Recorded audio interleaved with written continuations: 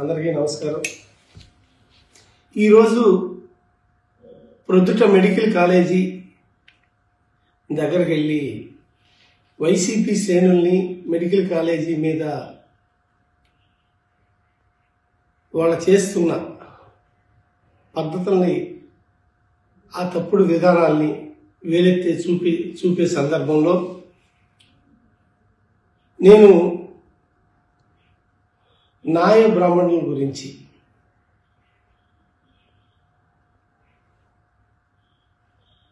నేను మాట్లాడటం జరిగింది.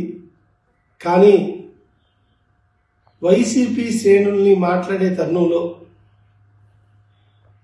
ఒక ఉదాహరణగా నేను మాట్లాడేనే, కానీ నాతో ఉండే నా ఆఫీస్లో నా పిఏగా ఉండే వ్యక్తి కూడా మన సామాజిక వర్గానికి సంబంధించిన వ్యక్తి.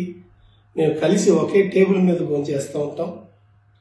ఎవరిని కించపరిచే ఉద్దేశం కానీ, ఎవరిని ఒక కులాన్ని ఉద్దేశపూర్వకంగా మాట్లాడే ఉద్దేశం కానీ లేదు.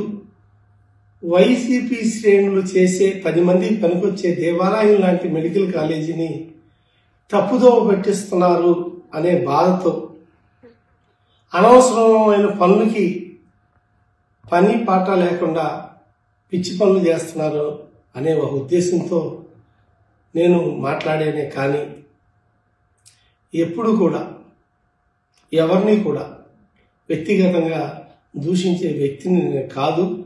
కానీ నా వల్ల పొరపాటున వచ్చిన ఆ వాక్యాలకి మనస్ఫూర్తిగా నేనే ఖండన తెలియజేస్తున్నాను. ఈ యాంగిల్లో అన్నదమ్ముల లాంటి సోదర సమానులైనటువంటి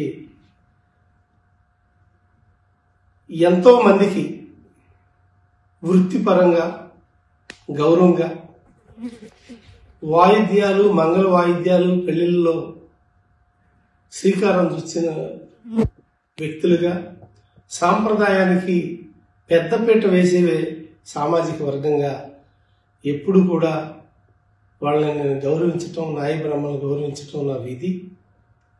ఈ విషయంలో మీరు ఎవరైనా సరే వైసీపీ వాళ్ళని ఒక సామెతగానే నేను అనుకుని ఆ పదాలను వాడానే తప్పించి ఉద్దేశపూర్వకంగా వాడింది కాదు. కానీ ఈ పదాలని ముందు వెనక ఏదైతే ఉందో అయ్యేని కూడా బయటికి పెట్టకుండా మన కొంతమంది వైసీపీ పార్టీ సంబంధించిన వ్యక్తులు, మన సామాజిక వర్గానికి కాని ఓ వ్యక్తులు కూడా ఒక 4-5 ఇది ప్రత్యేకంగా నా మీద బురద చల్లటం కోసం బయటికి పెట్టారు. దాని ముందే మాట్లాడాను, తర్వాత ఏం మాట్లాడాను అనేది కట్ చేసి మరీ పెట్టారు. పార్టీలు అన్నాక, ఈ సోషల్ మీడియా వచ్చాక ఇవన్నీ సహజంగా జరిగే విషయాలు. కానీ నేనైతే మీ అందరికీ మనస్ఫూర్తిగా మీ మనసుకి నొప్పించినట్లయితే ఒక సోదరుడిగా నన్ను మనస్ఫూర్తిగా మీరు క్షమించాలని సభాముఖంగా మీ అందరికీ నేను తెలియజేస్తున్నానని ఈరోజు తెలియజేస్తున్నా. ప్రజాహితం కోసం మీ అందరూ ఓట్లేస్తేనే నేను తెలుగుదేశం పార్టీ బాపట్లో గెలిచాను అని మీకు కూడా మరొకసారి గుర్తు చేస్తున్నా. మీ అందరూ ఈ విషయంలో పెద్ద మనసు చేసుకుని అర్థం చేసుకుంటారని మనసారా భావిస్తున్నా. Thank you.